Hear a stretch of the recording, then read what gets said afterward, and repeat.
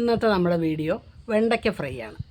ഒരു പ്രത്യേക രീതിയിലാണ് ഈ വെണ്ടയ്ക്ക ഫ്രൈ ചെയ്തെടുക്കണം. അപ്പോൾ ഏതായാലും ഇന്ന് നല്ല പിഞ്ച് വെണ്ടയ്ക്ക നോക്കി കിട്ടി. അപ്പോൾ ഞാനത് അതുപോലെ ഫ്രൈ ചെയ്തെടുത്ത് നിങ്ങൾക്ക് കാണിച്ചു തരാമെന്ന് വെച്ചു.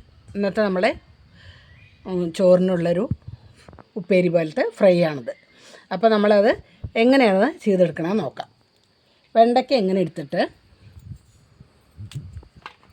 2 തലയും വെട്ടിക്കളഞ്ഞിട്ട് ഇതേപോലെ ചെറിയ വെണ്ടയ്ക്കയാണെങ്കിൽ 2 ആക്കാം.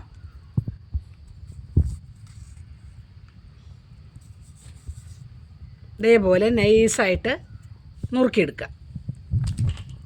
കണ്ടോ, ഇതുപോലെ നുറുക്കിയെടുക്കണം. വലിയ വെണ്ടയ്ക്കയാണെങ്കിൽ നടുക്കൂടെ ഒന്ന് മുറിക്കാം, ചെറുതാണെങ്കിൽ അങ്ങനെ മുറിച്ചിട്ടാലും മതി. നൈസായിട്ട് മുറിച്ചെടുക്കണം. നമുക്ക് ഈ എല്ലാ വെണ്ടയ്ക്കയും ഇതുപോലെ മുറിച്ചെടുക്കാം. ഈ വെണ്ടയ്ക്ക ഇങ്ങനെ ഫ്രൈ ചെയ്യുമ്പോൾ അത് നല്ല ടേസ്റ്റാണ്, എല്ലാവർക്കും ഇഷ്ടപ്പെടും. ഇതേപോലെ നമ്മൾ ഫ്രൈ ചെയ്തെടുക്കാവുമ്പോൾ വെറുതെ നമ്മൾ വെണ്ടയ്ക്ക ഉപ്പേരി വയ്ക്കുമ്പോൾ അതിങ്ങനെ വഴുപ്പോടുകൂടെ ഒരു ടേസ്റ്റ് ഉണ്ടാവില്ല.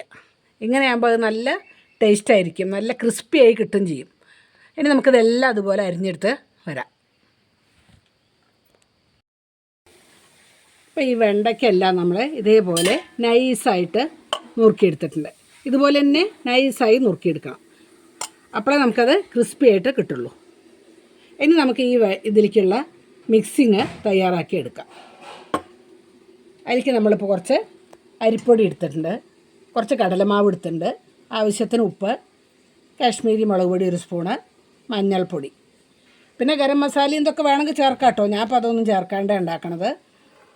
ഇനി നമുക്ക് ഇതൊന്ന് മിക്സ് ചെയ്യാം. ഒരു ബൗൾ എടുത്തിട്ട് ആദ്യം ഈ അരിപ്പൊടി ഇടാം.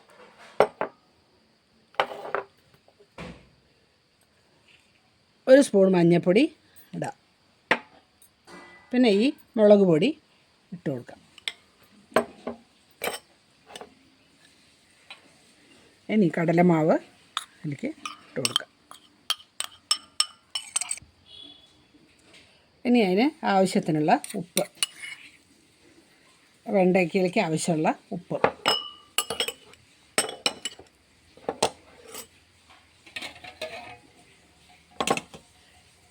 ഇനി ഇത് നല്ലപോലെ ഒന്ന് മിക്സ് ചെയ്യാം.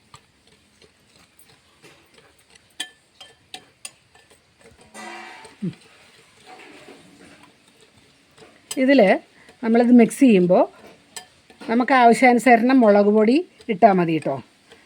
ഇനി എരി നല്ല വേണ്ടവർക്കാണെങ്കിൽ കുറച്ചും കൂടി 2 സ്പൂണും കൂടി വേണമെങ്കിൽ ഇടാം. ഇനി നമുക്കിത് കുറേശ്ശെ എടുത്തിട്ട് മിക്സ് ചെയ്യണം. ആദ്യം ഇതിൽ ഒരു ലെയർ ഇട്ട് കൊടുക്കാം. ഇതേപോലെ ആദ്യം ഒരു ലെയർ ഇട്ട് കൊടുക്കാം. എന്നിട്ട് അതിൻ്റെ മേലെ കുറച്ചിങ്ങനെ ഇടാം. എന്നിട്ടിതുപോലെ ഇട്ട് കൊടുക്കാം.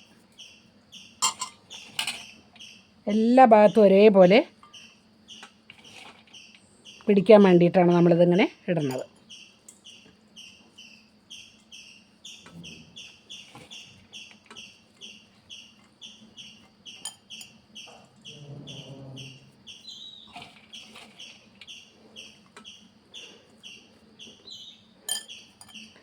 ഈ വെണ്ടയ്ക്ക പലതരത്തിൽ നമുക്ക് പല വിഭവങ്ങളും ഉണ്ടാക്കാൻ പറ്റും കേട്ടോ.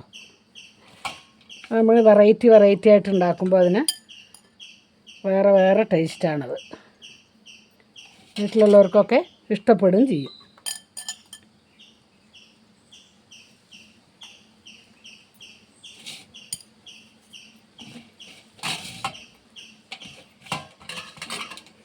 ഇനി ഇത് കൈ കൊണ്ട് ഇനി നമുക്ക് ഇതിൻ്റെ കുറച്ചെടുത്തിട്ട് ഇതിലേക്ക് വയ്ക്കാം. കാരണം എന്താ അറിയോ, ഒന്നിച്ചാകുമ്പോൾ എല്ലാറ്റിലും ഒരുപോലെ പിടിക്കില്ല.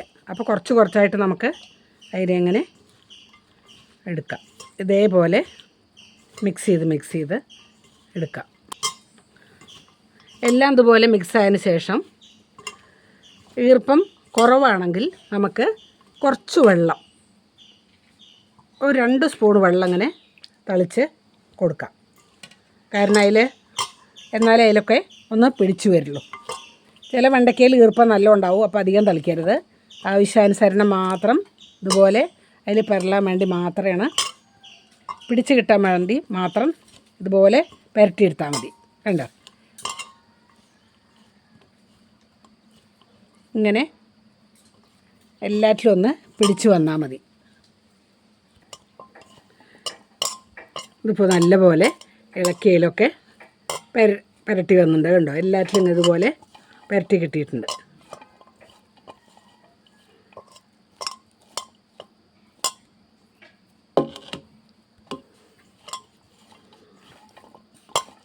അങ്ങനെ എല്ലാറ്റിലും നല്ലപോലെ പരത്തിയതിന് ശേഷം നമുക്കിത് എണ്ണയിലിട്ട് വറുത്തെടുക്കണം. ചീനച്ചട്ടി നല്ല ചൂടായതിന് ശേഷം അതിലേക്ക് വെളിച്ചെണ്ണ ഒഴിച്ചു കൊടുക്കാം. നിങ്ങൾക്ക് ഏത് എണ്ണ വേണ്ട വെച്ചാൽ എടുക്കാം. ഞാൻ ഇപ്പോൾ വെളിച്ചെണ്ണയാണ് ഒഴിച്ചെണ്ണത്. എണ്ണ നല്ലപോലെ ചൂടായി വരട്ടെ.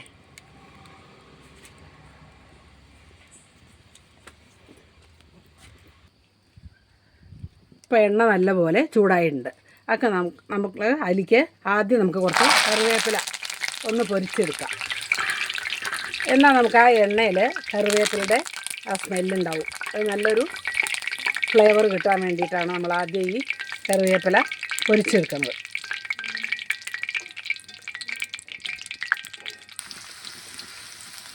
ഇനി നമുക്കതിലേക്ക് ഈ മസാല പരത്തിയ വെണ്ടയ്ക്ക ഓരോന്നായിട്ട് ഇട്ട് കൊടുക്കാം. ഒന്നിച്ചിടരുത്, കട്ട പിടിക്കും. ഇതേപോലെ ഇട്ട് കൊടുക്കാം. എണ്ണ നമ്മൾ എത്ര വെച്ചെണ്ണ വെച്ചാൽ അതിനനുസരിച്ചിട്ട് ഇട്ട് കൊടുക്കാം. അല്ലെങ്കിൽ ഒന്നിച്ചത് കട്ട പിടിച്ചിട്ട് ഒലരായി കിട്ടില്ല. ഇപ്പോൾ നമ്മൾ അടുപ്പത്തിട്ട വെണ്ടയ്ക്ക നല്ല ക്രിസ്പിയായിട്ട് ചോന്ന് വന്നിട്ടുണ്ട്. കണ്ടോ, അതേപോലെ ആയി വരും. ചേരുവേളക്കാൽ പിടിച്ച് മൊരിഞ്ഞ് വന്നിട്ടുണ്ട്. ഈ പ്രായമായ അത് കോരി എടുക്കണം. ഇതേപോലെ നമുക്ക് എല്ലാം ഫ്രൈ ചെയ്ത് എടുക്കാം.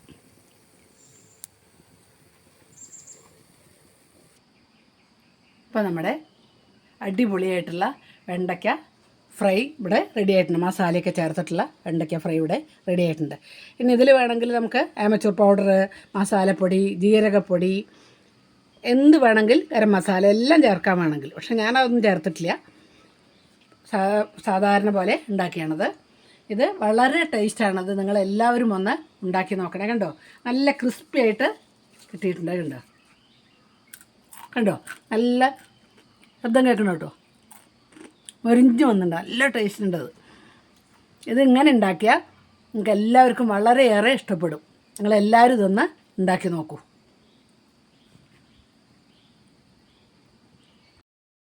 നിങ്ങൾക്കെല്ലാവർക്കും എൻ്റെ ഈ വെണ്ടയ്ക്ക ഫ്രൈ ഇഷ്ടമായെങ്കിൽ ലൈക്ക് ചെയ്യണേ. നിങ്ങളുടെ അഭിപ്രായങ്ങളൊന്ന് കമൻറ്റ് ചെയ്യണേ.